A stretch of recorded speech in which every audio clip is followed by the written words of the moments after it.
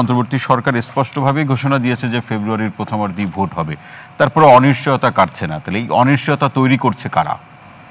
যারা তৈরি করছে, আপনি শুরুতেই তাদের কথা বলেছেন যে এক এক দল এক এক রকম দাবি জানাচ্ছে এবং সেই সব দাবির একটার সাথে আরেকটার কোনো সিনক্রোনাইজেশন নাই। প্রথমেই বলি পিয়ার পদ্ধতি। জামাতে ইসলাম এখন যে অবস্থায় আছে, তারা জানে যে তারা এককভাবে বিভিন্ন আসনে বিজয়ী হওয়ার মতো বহু জায়গাতেই ক্ষমতা রাখে না, কিন্তু যদি সারা দেশের ভোট এক জায়গায় করে, তারা একটা পার্সেন্টেজ অফ ভোট পাবে এবং সেই পার্সেন্টেজ অফ ভোট দিয়ে তারা যতটুকু আসন সরাসরি ইলেকশনে পিয়ার পদ্ধতি না হলে জিততো, তার চেয়ে বেশি হবে। ফলে তারা এই অ্যাডভান্টেজটা নেওয়ার জন্য তারা পিয়ার পদ্ধতির জন্য চাপাচাপি শুরু করেছে। কিছুদিন আগেও তারা এটা নিয়ে এত চাপাচাপি করে নাই। আর এনসিপির কথা যদি বলেন, এনসিপি তো অনেক কিছু বদলাতে বলে। আর মুশকিল হচ্ছে পিয়ার পদ্ধতি চালু করার জন্য নির্বাচনের যে আইন, সেটা বদলাতে হবে। নির্বাচনের আইন বদলাবে সংসদ। এই সরকারের কি সেই আইনগত অধিকার আছে? সংবিধান বদল করবে নির্বাচনের আগেই।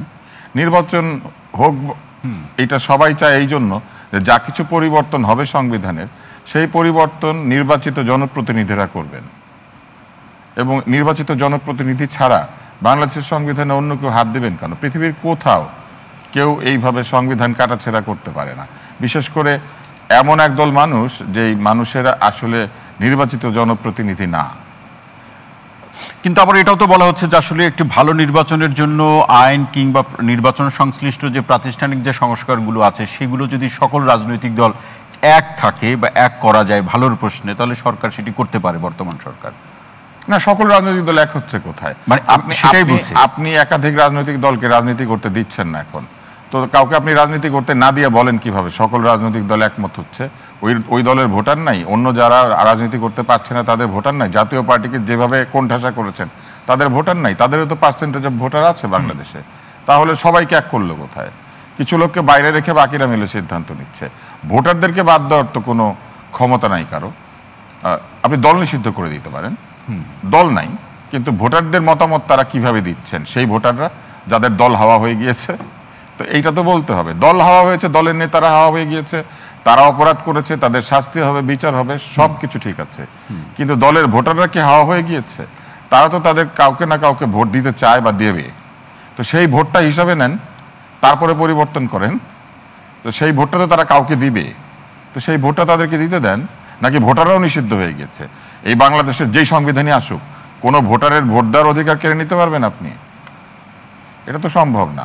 এখন কার কার উপকার হয় আমি বলি। এনসিপি জানে যে তারা আসলে যে অবস্থায় ছিল গত ডিসেম্বর মাসে, সেই অবস্থায় এই অগাস্ট মাসে নাই, এবং তাদের নিজেদের বহু ভুল ত্রুটি নিজেরাই আবিষ্কার করেছে। তাদের বহু মানুষের নানান ধরনের অপরাধমূলক কর্মকাণ্ড ধরা পড়েছে, তাদের নিয়ে প্রচুর বিতর্ক তৈরি হয়েছে, এবং তারা যে সরকারের কোলে পালিত, এইটা বহু ঘটনার মধ্যে দিয়ে প্রমাণিত হয়েছে। আজকেই বুয়েটের ছাত্ররা প্রহৃত হয়েছে। আপনি ওই মিছিলটাকে শুধু এনসিপির ব্যানার লাগিয়ে দিলে মারত না। এইটা তো আমরা দেখেছি আগে। মানে আজকে পুলিশ তাদেরকে পিটিয়েছে কেন? তার এনসিপির ব্যানার নিয়ে যায় নাই, বৈষম্য বিরোধী ছাত্র আন্দোলন লিখে হাজির হয় নাই। আপনি ওই ব্যানার নিয়ে দাঁড়ান, কালকে কেউ মারবে না আপনাকে। এইটাই হচ্ছে এই সরকারের পক্ষপাতমূলক আচরণ। এই সরকার তো পক্ষপাতমূলক আচরণ করছেন, এবং সেই পক্ষপাতমূলক আচরণ তারা লুকিয়ে রাখার চেষ্টাও করছেন না।